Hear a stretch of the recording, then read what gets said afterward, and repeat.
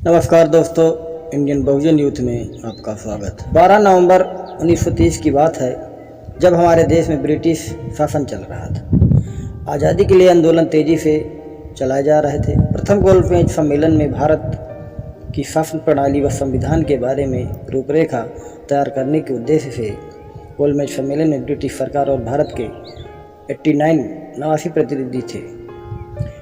इसमें अछूतों की ओर से प्रतिनिधि के रूप में बाबा साहब अम्बेडकर भाग ले रहे थे। बाबा साहब ने अपनी प्रभावशाली आवाज़ से अपने भाषण में शुरू में ही कहा कि भारत की संपूर्ण आबादी का हम 5वां भाग हैं, जो इंग्लैंड और फ्रांस की जनसंख्या से भी अधिक है। लेकिन भारत में हम लोगों की दशा पशुओं से भी गई गुजरी है। हम मंदिरों में प्रवेश नहीं कर सकते, हम कुओं तालाबों में पानी नहीं भर सकते, लेकिन ब्रिटिश सरकार ने हमें ये सब अधिकार दिए हैं। अतः हम अछूतों के लिए एक पृथक निर्वाचन प्रणाली स्वीकार की जाए।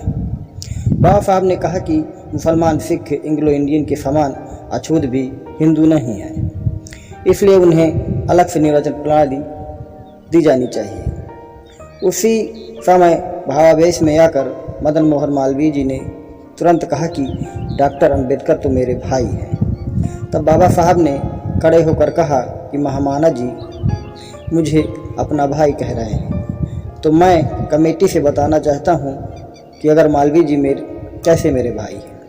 बाबा साहब ने तुरंत एक गिलास पानी मंगवाया और ब्रिटिश प्रधानमंत्री की सभा के सामने कहा कि क्या मालवीय जी मेरे हाथ से पानी पीने को तैयार है। किंतु जो व्यक्ति अपनी पत्नी के हाथ का खाना नहीं खा सकता, भला वह एक अछूत व्यक्ति के हाथ का पानी कैसे पी सकता है। मालवीय जी ने पानी पीने से इनकार कर दिया। अगर मालवीय उस समय पानी पी लेते तो हिंदू धर्म में क्रांति हो जाती। तभी अंग्रेजों द्वारा कम्युनल अवार्ड के रूप में अछूतों को पृथक निर्वाचन द्वारा आरक्षित सीटों का अधिकार दे दिया गया। अवार्ड की धारा 9 के अनुसार दलित वर्गों को अपने मतों से अपने ही प्रतिनिधि चुनने का अधिकार दे दिया गया था। गांधी जी उस समय पूना फैक्ट की यरवदा जेल में थे। कम्युनल अवार्ड की घोषणा होते ही गांधी जी ने मरण व्रत रखने की घोषणा कर दी। तब बाबा साहब ने कहा कि गांधी जी अगर स्वतंत्रता के लिए मरण व्रत रखते तो न्यायोचित था, लेकिन बड़े शर्म की बात है कि गांधी जी ने केवल अछूतों के लिए अपने विरोध के लिए चुना है, बल्कि गांधी को ईसाई, मुसलमान और सिखों को मिले इस पृथक निर्वाचन से कोई दिक्कत नहीं है। बाबा साहब छुआछूत खत्म करना चाहते थे, लेकिन गांधी अछूत को अछूत ही रहने देना चाहते थे।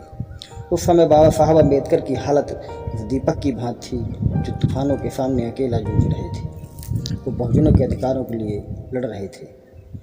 हम बाबा साहब अम्बेडकर के एहसानों के कर्जदार रहेंगे। जय भीम, जय बुद्ध, जय भारत।